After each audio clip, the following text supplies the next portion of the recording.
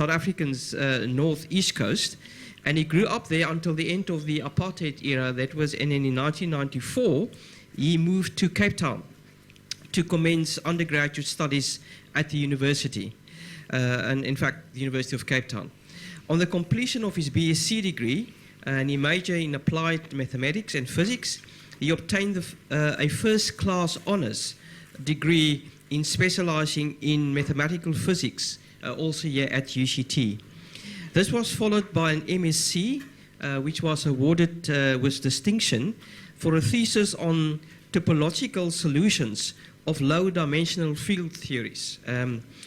So he might be able to tell you a little bit what that means.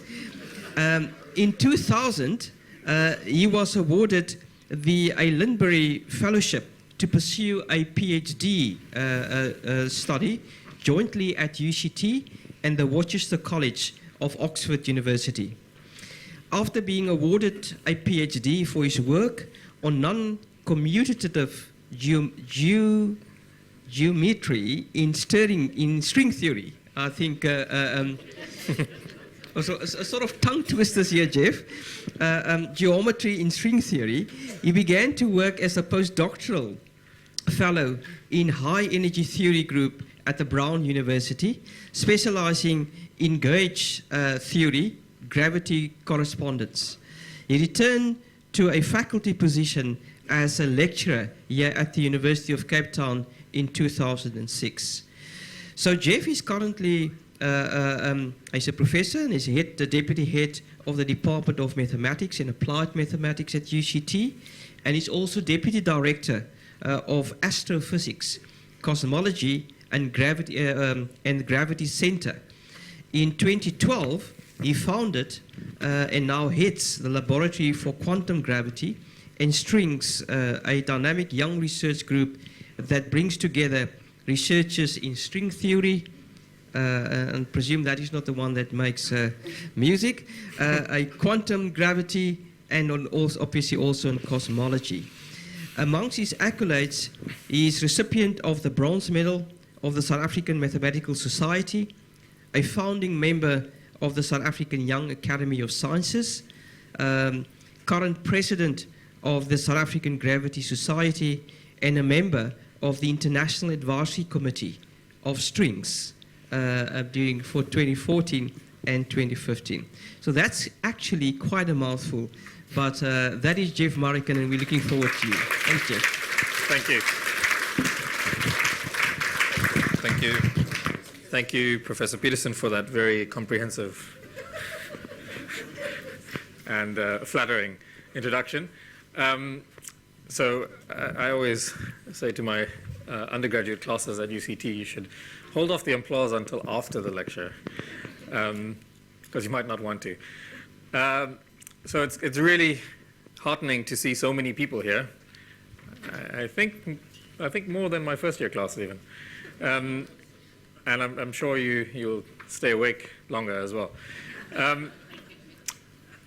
Before we get started, I've been asked to tell you that the next couple of days you're going to hear more and more about the scientific endeavor, and it's going to culminate in a panel discussion on Friday. And we would like to invite you to submit any questions that you might have for myself, for the lecturers in this series that will follow, and you can submit those questions by emailing Vanessa at ast.uct.ac.za, any burning questions that you might have, and we'll do our best to tackle said questions on Friday. Sorry, could you repeat that? Thank you. Very good. So I would like to first confess that I am not a philosopher. For those of you who heard Professor Peterson's introduction, I am a string theorist, which might not even qualify me to be a scientist. For anyone who's following the discussions online. And I've never really thought much about the philosophy of science, to be quite frank with you. I only started thinking about it having read a book which I'll tell you about just now, and which kind of led me to think about the way I think about science as a scientist. It's quite novel for me. I guess I was trained in the Russian school of science, which is just shut up and do the calculation. And if it works, then good. But I think it's very interesting and it's very important to think about science as a scientist.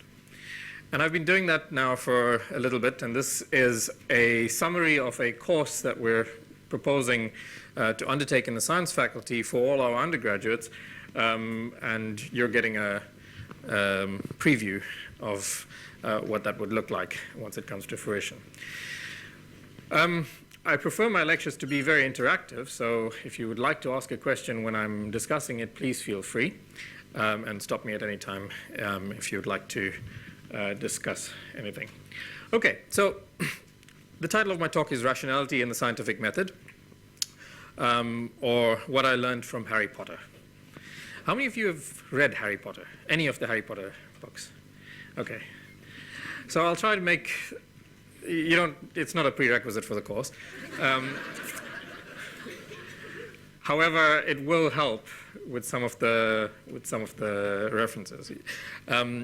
So the way I'm going to do this is so I've read a book. It's called Harry Potter and the Methods of Rationality. And if you don't recognize the title, it's because it's not a J.K. Rowling book. It is in fact fan fiction. It's written by a fan of the Harry Potter series, who also happens to be the director for the Center for Rational Methods.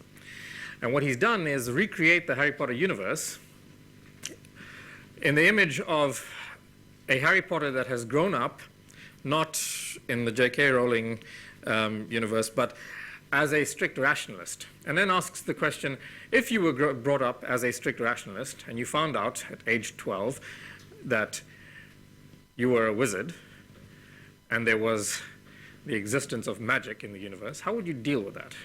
All your belief structure is going out the window. So how would you cope with that? So that's basically the story. It's about a 2,000-page novel, but it's entirely free, and I certainly recommend that you read it. And it's highly entertaining, even if you haven't read the original books, but maybe it spurns you to read the original books as well. Very good. So by way of an outline of what I would like to discuss, I'm going to start off and just assume that nobody in the audience is probably a bad assumption, but I'm going to assume that nobody in the audience is a scientist. So I'm going to start off and tell you what science is and what science is not. And I should say that this is largely my interpretation and the way I think about science today. My understanding of science has evolved from when I was an undergrad to a graduate student to now faculty, and I'd like to share some of this journey with you.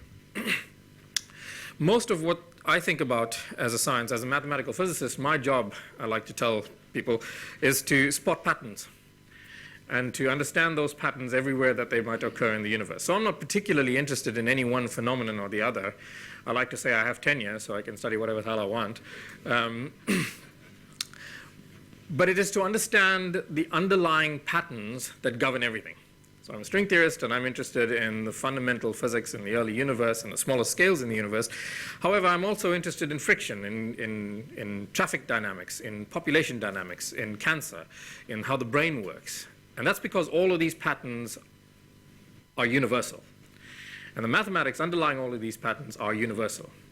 And I'm interested in uncovering those patterns. So I'll tell you a little bit about the way I think about the way we organize the universe around us, which will lead on to the idea of the scientific method, which I'm sure you've all heard about in some guise or the other.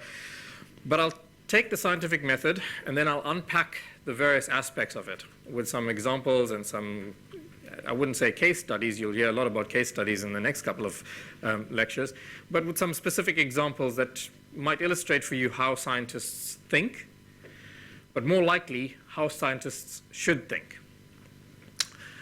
One such example comes with the analysis of, or the application of statistics to the data that we take in from the world around us. And I've always found statistics to be a notoriously tricky subject, especially when I'm trying to think about it. And it freaks me out no end, because I have to think really hard because much of statistics is so counterintuitive.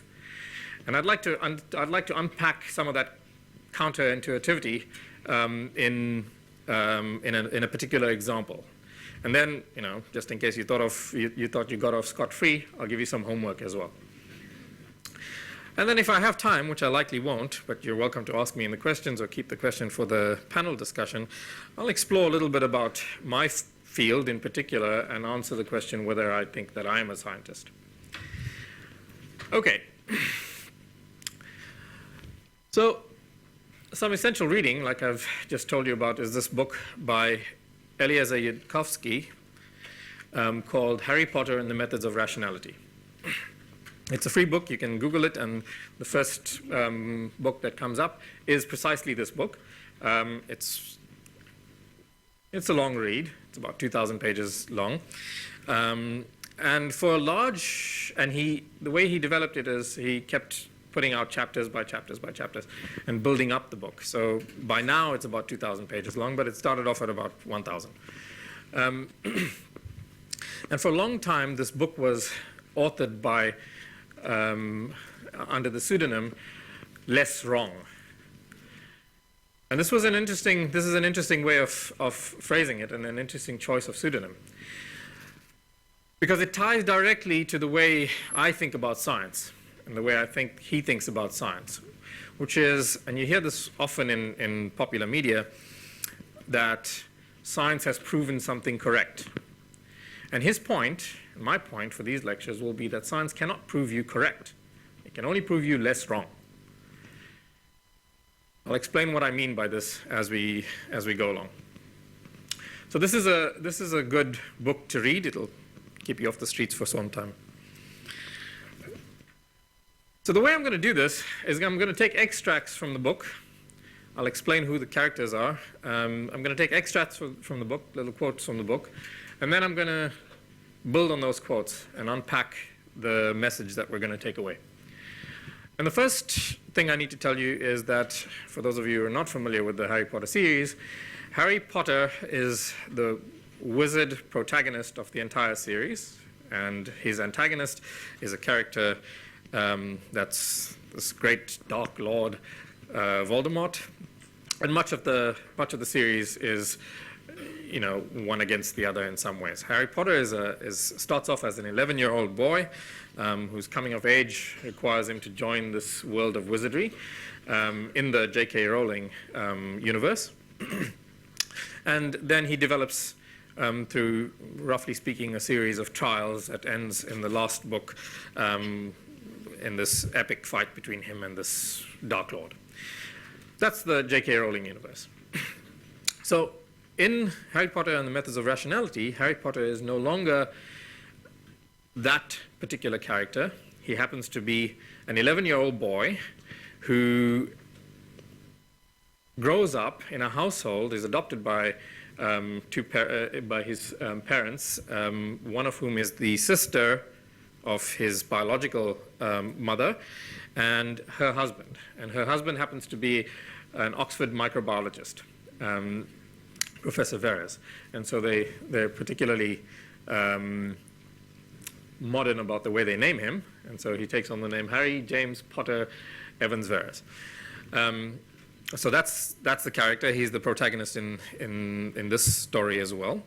And again, the way the story unfolds is this strict rationalist scientist who's viewed the world for the last 11 years as a scientist would view the world is now confronted with this whole new world, a world of magic, which he'd never believed exists, and yet there are phenomena that he cannot explain.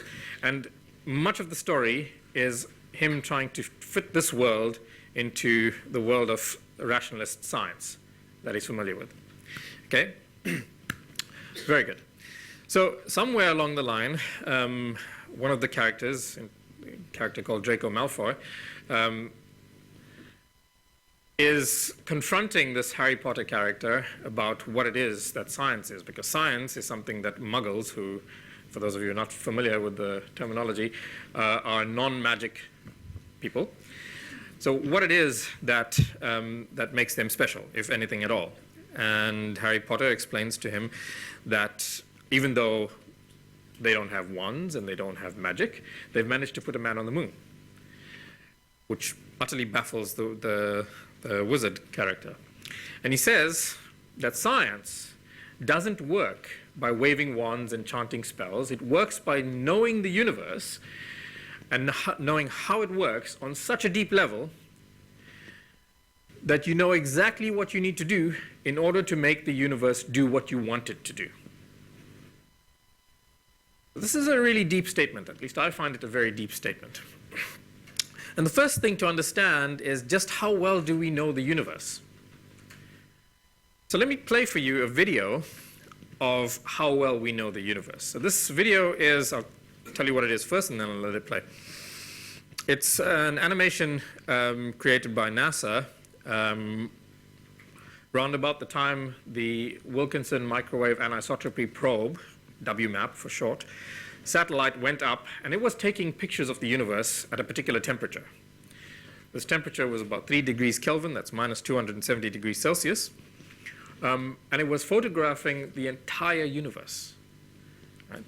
So it was put at a particular point above the Earth called the third Lagrange point, and the reason you want to put it there is because you want to put it where it's going to stay put. And if you think about our local planetary system, you have the sun, the earth, the moon, all of which are exerting gravitational pull on each other and everything that's in between them. So finding a point that is stable, that you can take a satellite and put it there and have it stay there for a prolonged period of time, that it can take photographs of the entire universe, is quite a challenge. Fortunately, it's a mathematical problem that was solved a long time ago by a French mathematician, Lagrange. And there are a number of these points, these dead points in the gravitational field around the Earth that are called Lagrange points. So they took the satellite and they put it in the third Lagrange point, and they just photographed the entire universe. So what you're going to see here is a zoom out from the third Lagrange point to as far back in space as we can see. So the thing about that is that light, thing that we really need to see things, travels at a finite speed, the speed of light, which is 300,000 kilometers per second. And because it's a finite speed, this means that the further out in space we look, the further back in time we look. For example, if we look at the sun, not that I'm advocating you look directly at the sun, but if you look out at the sun, you're looking at an event that took place 8 minutes ago. That's because it takes light 8 minutes to get from the sun to us. So if, for some reason, the sun had to evaporate tomorrow, right, it would take you 8 minutes to realize that that event had happened. So the further out in space we look, the further back in time we look. So this animation is zooming out from the third Lagrange point to as far back in space as we can see, which simultaneously means as far back in time as we can see. So this is what it looks like. So there's the WMAP satellite sitting at the third Lagrange point, and we're zooming back away through our solar system, and we'll soon exit our galaxy, the Milky Way. And once we're past that, we'll see the local cluster of galaxies. I might say something astronomically stupid here, so Vanessa will correct me. The local cluster of galaxies, those are all galaxies that you're seeing, each of which consists of billions and billions and billions of stars. And those are quasi-stellar objects, and now things are starting to heat up. This is very early on in the universe, and now we're about, roughly speaking, when structure was forming in the universe, and as we go further back, things get opaque, and this is about 300,000 years after the Big Bang, the event called the Big Bang. So if you didn't catch all that, here's a summary.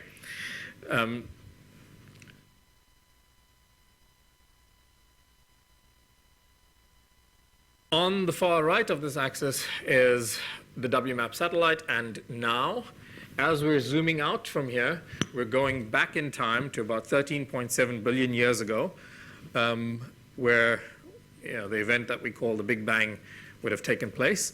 And where we stopped watching was around about here. This is the surface of lost scattering. It is beyond that point, the universe was opaque. And it was opaque because light was scattering among it, light and matter, and not getting to us. And if the light's not getting to us, then we can't see it. So this is what opaque means.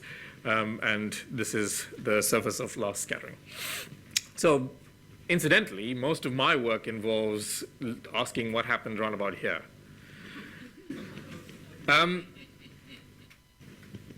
Here's the phenomenal thing, is we know pretty much all the physics that happened between here and here.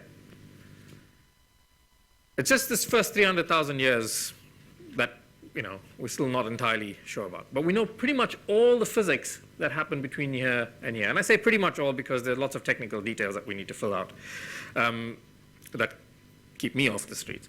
But it's an amazing thing that most of this 13.7 billion years of the evolution of the universe, we understand. Our physical theories give us a solid grasp of what's going on there. This is an amazing thing. I mean, we're some tiny, insignificant little speck sitting out here. That we can comprehend all of this stuff is really, truly remarkable to me. So that's the technical issues. But I want to talk more about the philosophy of the framework that allows us to probe the physics of the universe. Okay? So, yeah. Yes. You said you know the More or less. Sure, absolutely. We can make predictions about the temperature of the surface of lost scattering, and we know that temperature to, several decimal places. We can test. We have theories of how structure forms, of how this uniform, distribution of matter clumps and becomes galaxies and stars and planets. We can test all of those things. So this is correlated evidence for.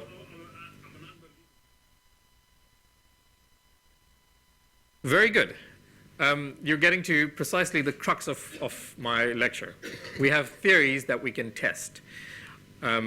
These theories might tomorrow be incorrect, be wrong. And part of being a scientist, again, I will emphasize this many times in this talk, is accepting that we might be wrong. So yes, there are theories. Some of them are not even that strong. I would call them hypotheses about the way things work, right? And even the Big Bang, even that event that we more or less take for granted, could very well be wrong. All the evidence that we have to date seems to support that it is correct. But again, if I'm being pedantic, I shouldn't say correct, that we're less wrong than we were before. But yes, you're quite correct. Good. So, yes. Mm-hmm. We don't. We have, well, at the moment we don't. We have theories. It could go on forever. That is certainly one hypothesis that you should test. But there is circumstantial evidence that indicates that, our notion of the Big Bang is correct, at least within the framework within which we interpret this, which is general relativity and quantum mechanics. Okay? But there are other ways to, for example, test this. So when I say this is as far back as we can see, I mean with light, right? Today, we have satellites in the sky that are trying to probe the universe not with light, but with gravitational waves, right? Which are waves of gravity in the same sense that light is waves of photons. An experiment like LIGO, which we're hoping will shed light on this in the next couple of months, maybe. And because gravity interacts differently from light, right? So the reason we can't see past that point is because it becomes opaque. And the reason it becomes opaque is because the light photons scatter with the matter particles there.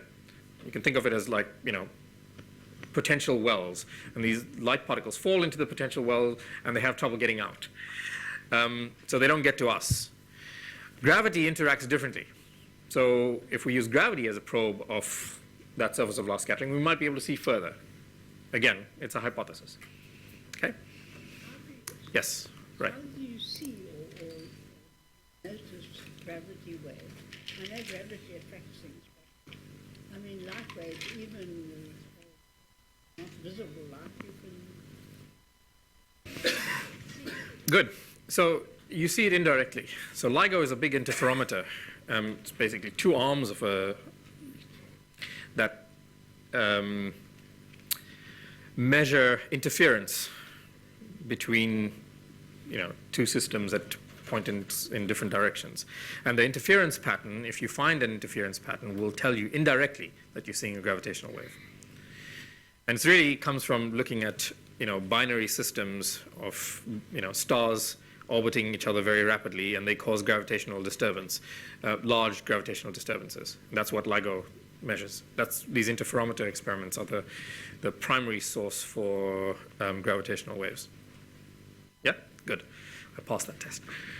Okay, so science is a way of organizing and understanding the universe around us. So very roughly speaking, we do it in a number of ways. One is scales. We look at the universe on different scales, and different scales tells us how to interact with it and organize the information that we get in different ways. So here are the scales that go from human scales, which will normalize to 1, so let's say 1 meter. And then as we go up to 1 kilometer, 10 to the 6 meters, 10 to the 9, 10 to the 12. For anyone who's not familiar with this notation, this is 1 with 6 zeros following it, 1 with 21 zeros following it. You can see we're going up in scales from human scales to the scale of the Earth, the solar system, the Milky Way, the whole universe, which is about 10 to the 27 meters across. Right? So this is the diameter in meters. And then on the other extreme, we go down to millimeters, 10 to the minus 6 micrometers, nanometers, where we're at the scale of the atom, and then particle physics. And then if you go all the way down to what we think today, what we hypothesize today as the building blocks of everything, something like string theory, goes down to the Planck scale. And this allows us to classify things according to the branches of science, let's say. So at the lowest scale, there's mathematics, formal science, if you wish. A little higher, there's the physical sciences, then there's the life sciences, the social sciences, and then earth and space sciences. And all of these things sort of develop a hierarchy. And the hierarchy uses lower scales to feed into higher scales. So part of formal science is logic, reasoning, rationality, philosophy, which feeds into the structure of mathematics. And by mathematics, I include things like computer science and statistics, etc. More formal aspects of what we think of as science, which then is a language in which to understand physical phenomena, physics, particle physics, thermodynamics, etc., which informs chemistry. The equations of physics tell you how to understand chemistry, how to organize chemical elements. And by this I include things like materials science and everything that we know about chemical reactions, which then feeds into chemical biology, cellular biology, biochemistry, evolutionary biology, which Professor Chinsamy-Turan will tell you a lot about in a following lecture, which then feeds into functional biology, physiology, medicine, ecology, which then jointly inform the human sciences, social science, psychology, geoscience, astronomy, sociology. And this hierarchical structure is our way of organizing the universe around us in order to make sense of it. And science is a systematic organization of the universe around us to make sense of it.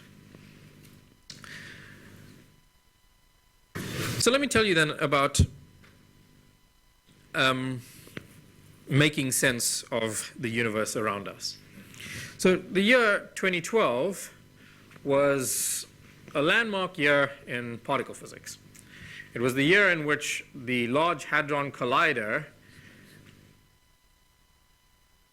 found the Higgs particle, which popular press would tell you is what gives mass to everything, you and I, etc. It's wrong, but that's what popular press would tell you. There's subtleties to that argument which are often washed over. Nevertheless, it was the year in which we discovered this new particle, the Higgs particle. And I remember round about when it happened, a reporter got in contact and said, I'm writing this piece for, I think it was the Cape Argus. Can I say that the discovery of the Higgs particle is the most important thing that we've done since Newton? And I said, you can say that. I can't stop you. I wouldn't say it personally. Don't get me wrong. I think that it was a remarkable feat of human engineering that we were able to make this collider that's the size of Geneva, roughly speaking, and collide together things in this big mess and then decipher what's going on in the mess and isolate one signal from there at energies that we hadn't probed before. It's a remarkable feat of human engineering. But no theorist that I know, worth their salt, was surprised by this. And there's a reason they weren't surprised by it. There's a reason that the discovery of the Higgs, was just something that we expected. And it has to do with the way we organize the world around us. So he said, okay, well, that's all very skeptical of you, but what would you say is a remarkable feat? I said, well, actually, in my opinion, one remarkable feat came with an obscure Russian chemist called Mendeleev. Anybody want to guess what Mendeleev did that's so remarkable? He wrote down the periodic table. So the question is, why is the periodic table more remarkable than finding this Higgs particle that required billions and billions of euros, which is like gazillion rand, and getting bigger?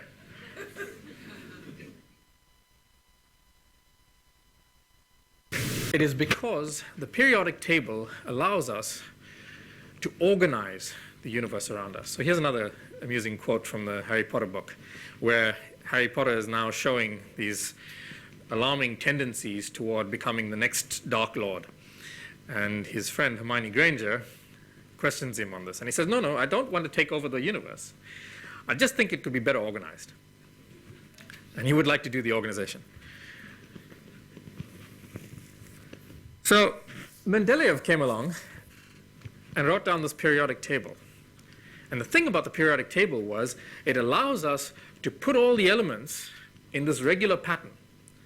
The pattern itself is not important. What is important, what was important, what's less so than today, but what was important was not the elements in the periodic table. It was the holes in the periodic table. It was finding those spots on the periodic table that were blank, but which this organization allowed us to understand exactly what should go there. We know what its mass should be. We know what its properties should be. So we know where to go looking. This is the thing about a good scientific theory. Not only does it explain everything that we currently understand, it makes predictions for things that we don't understand. And Mendeleev's accomplishment was showing us, more or less for the first time, that nature could be organized in such a way. Today, we also organize the universe on more mathematical principles than Mendeleev's table. This, for example, is an organizational scheme based on mathematics called group theory, which leads to something called the eightfold way, which tells us, in the same way that Mendeleev's chemical table, this tells us about elementary particles. And all it is an organizational scheme. And it allows you to draw a picture, and you can take this picture and you can look for holes in the picture. So why weren't theorists particularly impressed, well, maybe it was just me, why weren't theorists particularly impressed with the discovery of the Higgs? Because in one such organizational scheme of the Eightfold Way, everything was known, everything was filled. And all that remained was a hole with a charged neutral particle of a particular mass range, let's say. And that's what we need to fill it. And the mathematics, the organizational scheme, the paradigm of science told us what needs to go there. So yes, finding the Higgs was a remarkable thing, but it was a remarkable thing for the engineers that built the equipment. So this is the way that we think about the universe today. I should say, in passing, that actually this current organizational scheme is based on the work of one of the most remarkable mathematicians in the world, whose theorem that leads to this, called Noether's theorem, celebrated its centenary last year. And Emmy Noether was this remarkable woman mathematician. So here's the scientific method. And it's something that I'm sure, to some extent or the other, we've all seen in the past. And there's a couple of things to note here. One is that it's a cycle. And you might think that as a cycle, it has no ending and beginning. That's not entirely true. The way mathematicians see these cycles is that it doesn't matter where the end and beginning is. So here, I'm going to explore this cycle of the scientific method, the idea that you have some observation. You look around you and you see some phenomenon, and you ask, what makes this phenomenon happen? You hypothesize a reason for making this phenomenon happen. You devise a test of this reason, and then you interpret the test to refine your hypothesis. And if it stands sufficient refinement, then it develops into something called a theory. So when people talk about a theory in science, it's something that has withstood sufficient rigor in this argument cycle. Okay?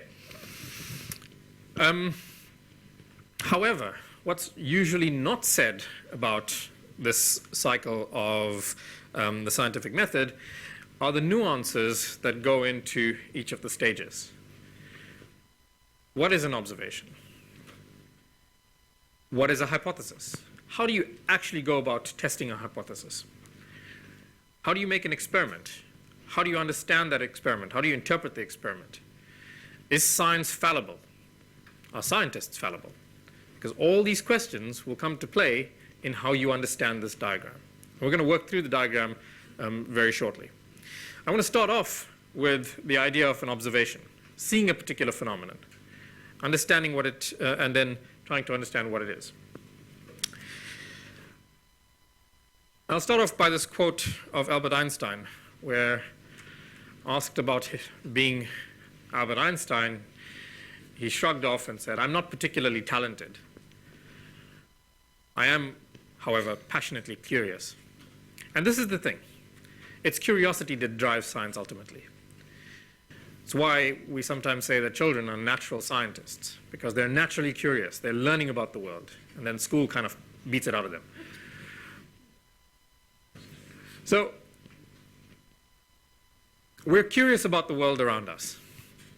And this curiosity is felt everywhere, from the way we think about the phenomena that exists around us, to the universe, to atomic scales, to what makes up matter, to how our telephones work, to everything, how we interact with each other in a social dynamic.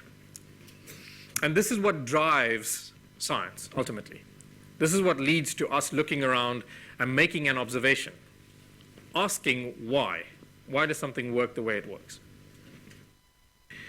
So once you have an observation,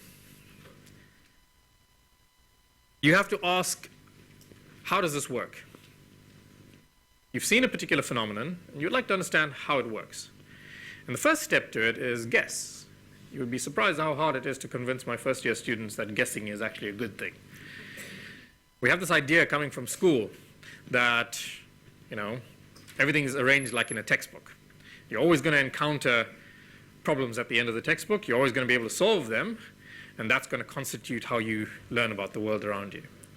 That's fine in school, but it's not how we learn about the world around us. We learn about the world around us by asking questions and playing with concepts and ideas, and being wrong a large number of times. So then you make a hypothesis, and then you have to test this hypothesis. And for the most part, you devise some questions that you ask that will test your hypothesis. And in the next slide, I want to tell you about where things can go wrong. So we're going to play a game. It's called the 2-4-6 game. Has anybody heard of it? No? So it stems from the research done by a cognitive psychologist called Wason, who is studying how people understand data and how they interpret this data. And here's how it works. I have a rule that I've thought of. And your job, anyone who chooses to play the game, is to understand what that rule is. Right? So I have a rule. I know what it is. And the sequence of numbers, 2, 4, 6, satisfies my rule. And you're allowed to ask as many three-number sequences as you need to allow you to tell me what my rule is. Is the rule of the game clear? Ask away. Yes? Yes?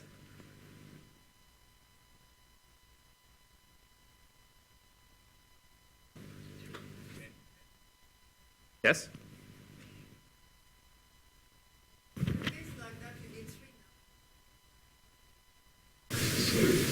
Just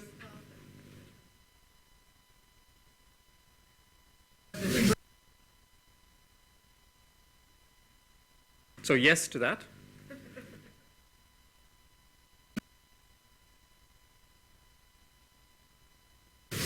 I require from you 3 numbers in a sequence that will allow you to guess what my rule is. Yes? 10, 16. Yes.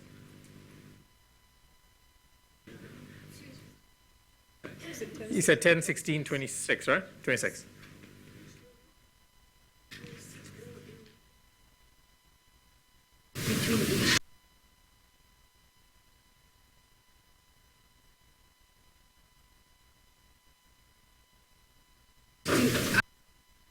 Okay. No. That's not my rule. Anyone else? -2 plus 4 minus 6. Yes. Sorry, say that again? -2 plus 4 minus 6. No.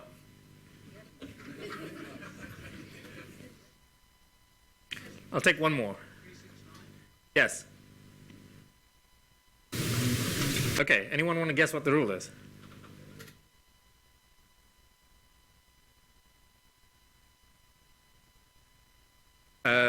That's not my rule. That's not my rule. Okay, so here's the thing. 20% of adults get this game wrong. Right? It's a, sorry, my bad. 20% of adults get this game right. You're it. You're the only person that asked the question in the way that leads to what Wason was testing. Here's the thing. My rule was any 3 ascending numbers. And what you all did was try and figure out the pattern based on this, but subject to your bias. This is called confirmation bias. Everybody asks, you formed a hypothesis, and you asked the question that confirmed your hypothesis instead of trying to prove it wrong. Don't feel bad, lots of people do this. So Wason's research on hypothesis testing demonstrated that we have this inbuilt inclination to search for, to interpret, and to recall information in a way that supports our beliefs. And this is what he called confirmation bias. And we all do it. And the thing about good science is that it's supposed to allow you to overcome confirmation bias. Confirmation bias accounts for a number of different phenomena that we see, like attitude polarization, illusionary correlations between different events, and the persistence of belief in the face of contrary evidence. The fact that, people believe this research on anti-vaccination, yet numerous studies have shown after the fact that not only was the experiment that was originally done wrong, it was actually falsified, but people still believe it. And this is confirmation bias. We have a belief, and we tend to interpret events to support that belief. You can see it on the internet, in chat rooms, on Facebook. People tend to make echo chambers. But here's the thing. Science does this as well. Scientists do this as well. There's an entire book of science gone wrong. It's called Great Scientific Blunders. It's a very amusing reading. Good science relies on the scientist admitting to being wrong and moving on from it. This is a very hard thing to do. So then we come to the idea of the experiment. You test your hypothesis by making an experiment, by taking data and interpreting that data. There's a funny story of a very famous Nobel Prize winning theoretical physicist called Abdus Salam, who started off his career in Cambridge University. And Salam started by working in this laboratory, which back in those days you had to make all your equipment. You had to blow the pipettes up yourself with a glass and carry these delicate equipment from building to building, making sure that nothing dropped, etc. So he was asked to carry out this particular experiment, and he went off, designed the experiment, built the equipment, carried it between Cavendish labs and wherever else they were doing it. And after several months, came back to his advisor and said, "I've done the experiment, here's my graph." And he looked at it and he said, "What is this? There's only 2 data points in this." So he says, "Yes, that's how long it took me to get the 2 data points." And his advisor laughed at him and said, "That's not how experimental physics works. In experimental sciences, you need 10,000 data points." And Salam quit. He became a theoretical physicist and got a Nobel Prize. Experimental sciences requires large amounts of data. Whenever you're dealing with large amounts of data, you deal with statistics. And statistics is a notoriously counterintuitive branch of science. To illustrate just how counterintuitive it is, let's solve a problem. Okay, so this problem was carried out, this problem was given by another cognitive psychologist called Gegenreiser in Germany.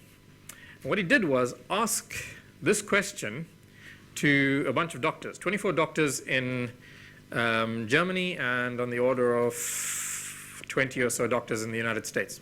The question is the following. Given a particular cohort of women, say between 40 and 50, none of them have a history of cancer in their families, they take a mammogram to investigate the chances that they have breast cancer. The question is, if the mammogram comes back positive, what is the probability that this woman in this cohort actually has breast cancer? He asked, of these 24 doctors in Germany, their answers spanned between 1% and 90% in a fairly even distribution, which is really heartening if you're a patient in Germany. And in the United States, about 95% of the doctors that he asked put the probability of a woman having breast cancer with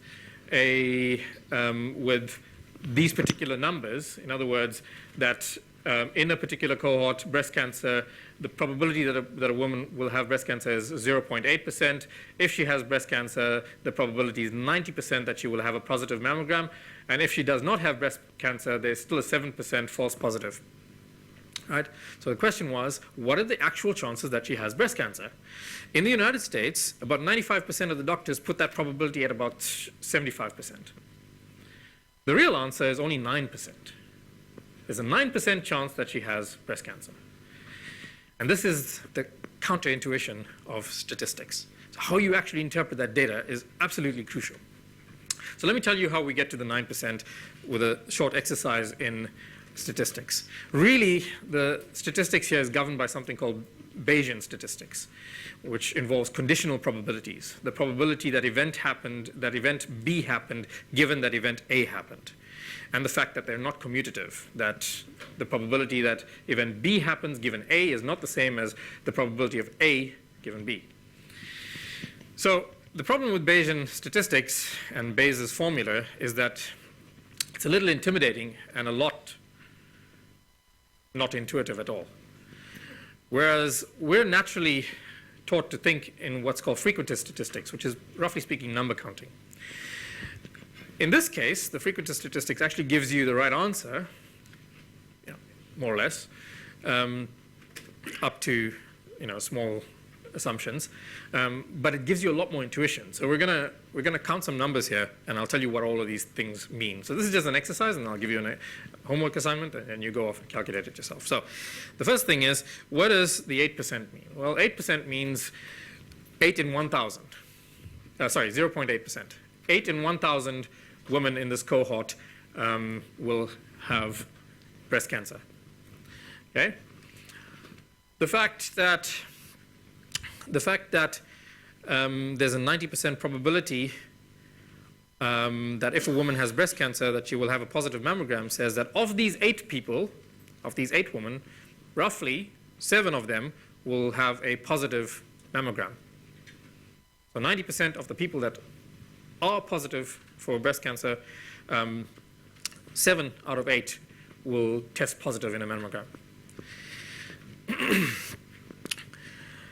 The probability being 7% that if she does not have breast cancer, she will still test positive in a mammogram is a statement that of the remaining 992 women in the cohort that do not have cancer, roughly 70 of them will have a positive mammogram. Right? So this is not thinking in terms of percentages, but thinking in terms of actual numbers in an actual cohort. So now you can draw a picture of 1,000 women, and you can start ticking them off and seeing how many of them actually have cancer, how many of them don't have cancer, and how many false positives are given there. So then we have enough information to ask if a woman who has a positive if a woman has a positive mammogram, what is the probability that she actually has breast cancer? So the thing is that out of this entire cohort, there's a total of 70 plus 7 women with positive mammograms, which gives you 7 out of 77, which is about 9%, chance of actually having cancer with the positive screening. So this is how you get the 9%. And this is how you deal with the statistics. So imagine having to deal with these statistical arguments on a daily basis to have to interpret your experiments. So here's your homework assignment. So imagine you go away for a vacation for a week and you ask a particularly spacey friend to water your plant. And without water, this plant has an 80% chance of dying. And even with proper watering, it still has a 10% chance of dying. And the probability that your friend will forget to water is about 40%. So I have 3 questions for you. One is, what is the chance that your plant will actually survive the week? 2 is, if it's dead when you come back, what is the chance that your friend forgot to water and that's why it died? And 3 is, if your friend actually forgot to water it, what is the chance it will be dead when you return? Right? And I'll start off by giving you a hint. The answer to part C is already given to you. It's 80%. There's an 80% chance that the plant will die when your friend forgets to water it. And even though parts A and B sound similar, they're actually not. Right? And the way to work out how to get the correct probabilities is, imagine instead of one plant being watered with certain percentages, imagine you have 100 plants. And ask how many of them survive and how many of them die over the week. That's my hint. And it will be tested on Friday. So I'm nearly at the end of my talk, but let's revisit then. Let's revisit then the idea of the scientific method. We've discussed observations, we've discussed hypothesis testing, and we've discussed experiments. And at the beginning, I've discussed the idea of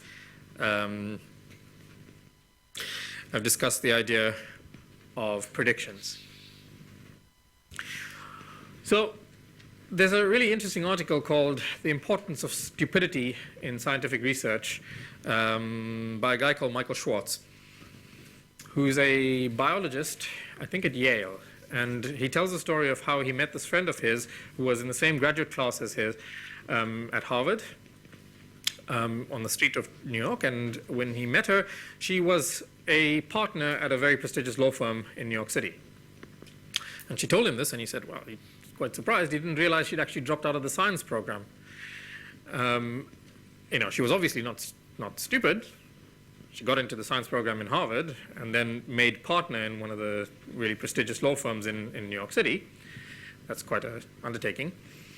So he wanted to know, what is it that made her drop out of science? And she said, quite frankly, she got tired of feeling stupid all the time. She was surrounded by really smart people, and every day she went into work, she just felt dumber and dumber. And at the end, she got tired of feeling stupid and decided to do something where she wouldn't feel stupid. And he said, this gave him food for thought. And he went off and he thought about it and thought, what made me stay in the science program? And he said, actually, the reason he stayed is he realized that he actually embraces being stupid. In fact, he looks for new opportunities to make himself feel more stupid every day. And this article resonated with me because that's kind of how I feel. Every day, I wake up feeling stupider than the day before. I'm not the only one. Nobel Prize-winning theoretical physicist Richard Feynman once said that, science is an amazing thing. We know so much about the universe around us. We know so much, in fact, that we're able to take all this knowledge and cram it into a small amount of equations that make us feel like we don't know anything about the universe. Every day you come into work, I come into work, realizing that there's so much more that I don't know than the day before. So again, this discussion between Harry Potter and Draco Malfoy, where Draco says, well, I don't understand the big deal about science. Like, what's the problem? You told me all these things work, I should be able to do it. He said, make no mistake, Draco, true science really isn't like magic. You can't just do it and walk away unchanged like when you learn the words of a spell. The power of science comes with a cost. And it's a cost that is so high that most people refuse to pay it. And that cost is learning to admit on a daily basis that you are wrong. And this is good science. So, the upshot of all of this that I would like to convey to you is that the scientific method is a rigorous, systematic undertaking to organize and learn about the universe around us. It is hard, no doubt. However, for me, that difficulty does not lie in the complexity of the mathematics or the difficulty in obtaining grants to do your research, or the difficulty in interacting with graduate students and postdoctoral researchers. It is inherently hard. Okay? I found this amusing cartoon the other day on science versus everything else. The road in science is long, and it's windy, and it's complex, and it's hard. There are many easier explanations for the phenomena we see around us.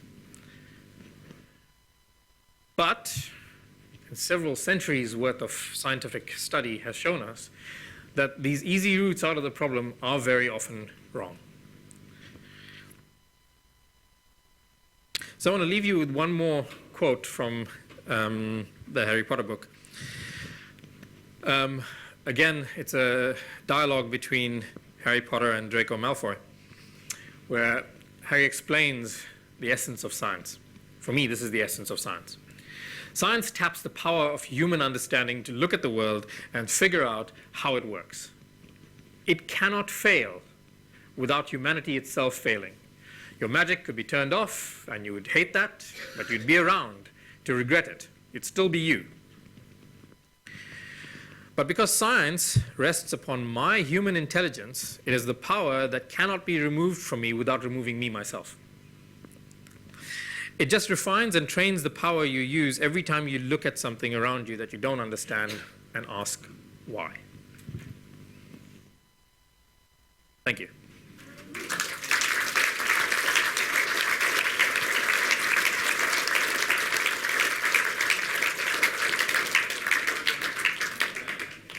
Could you put the homework up, please, again? Sure. I didn't get it.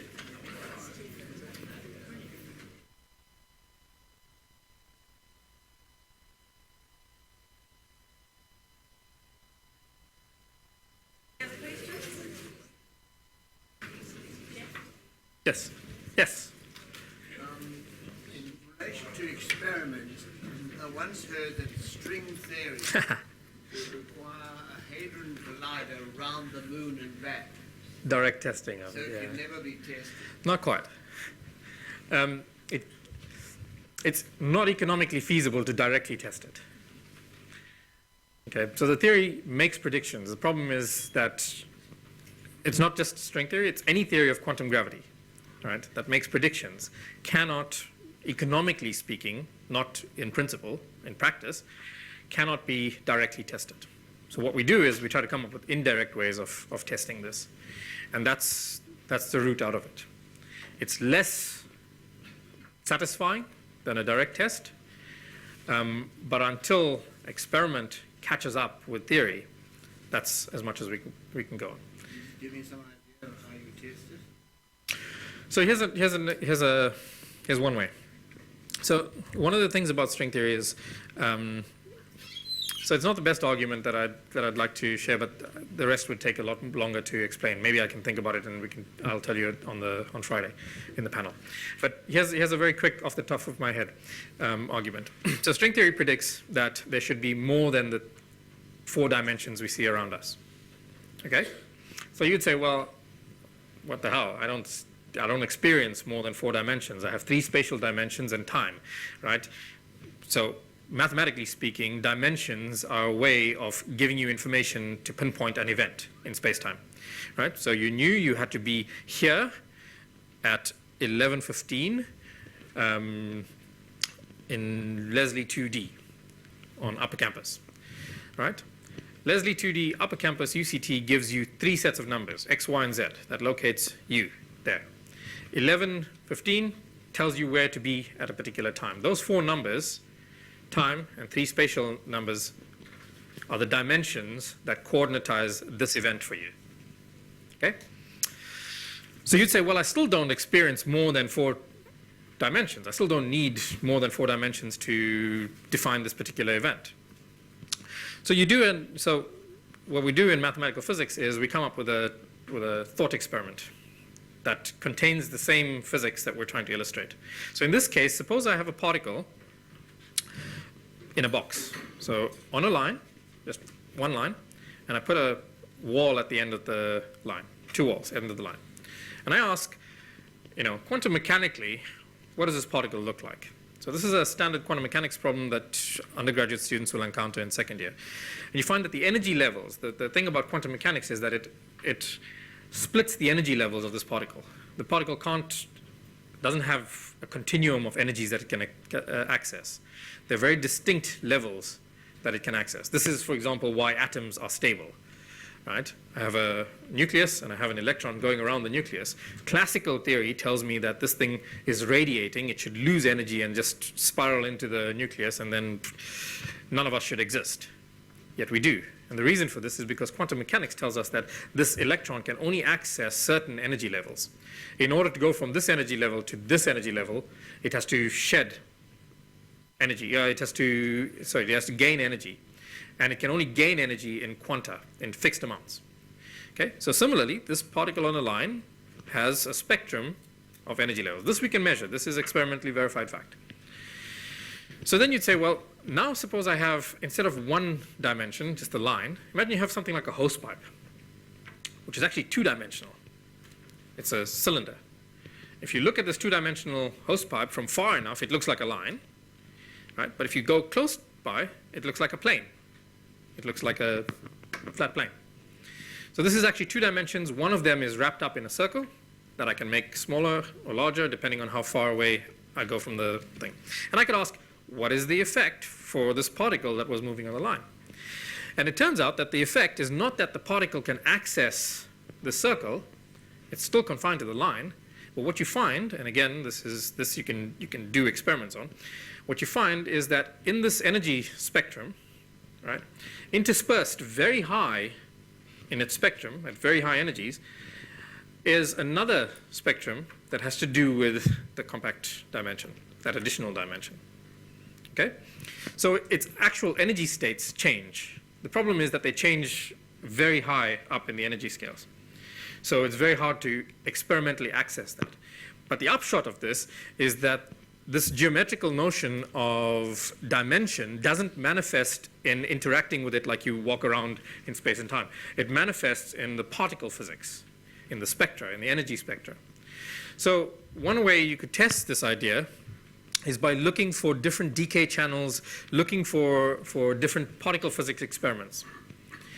And again, the problem with this, the price you have to pay, is that any change that you will encounter will only come at very, very high energies. We're just probing right now the highest energies we've ever done, we've ever accomplished, we've ever managed to attain with the Large Hadron Collider. And it is economically astronomical.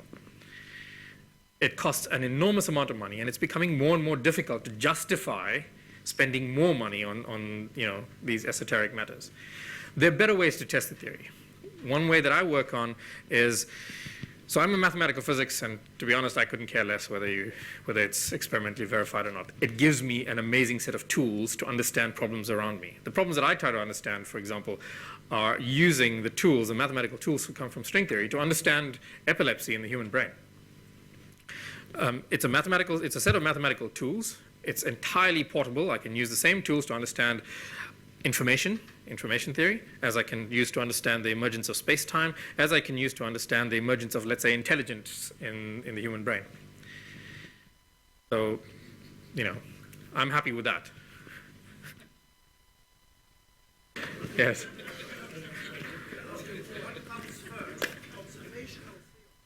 This is my, so, okay.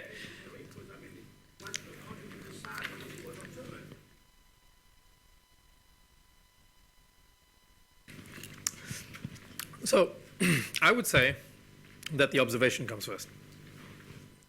I look around the world, I see something that I don't understand, and I ask the question, why? How does it work? And then I form a hypothesis.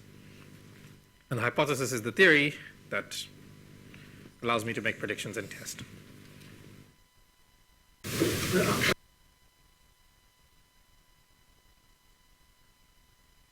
I would find that interesting. I don't know, but you could look at the sky and say, why is the sky blue? That sounds just as esoteric as the question about rocks on the beach.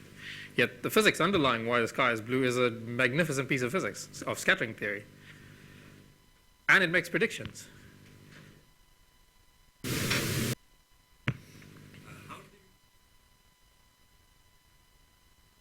You mean, come back to the string theory thing?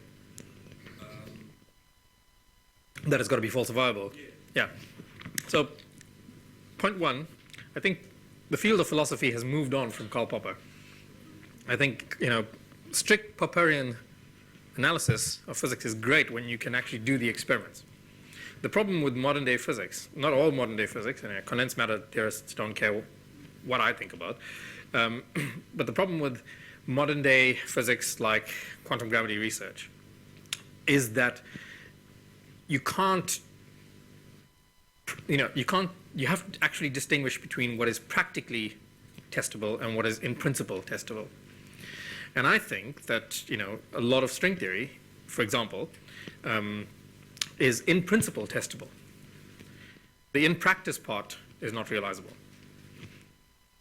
But actually, again, I don't know enough philosophy to tell you, what the correct philosophical paradigm to take is. Draw the session to a close. I see some people take the question afterwards. That's okay? I'm okay. Thank you.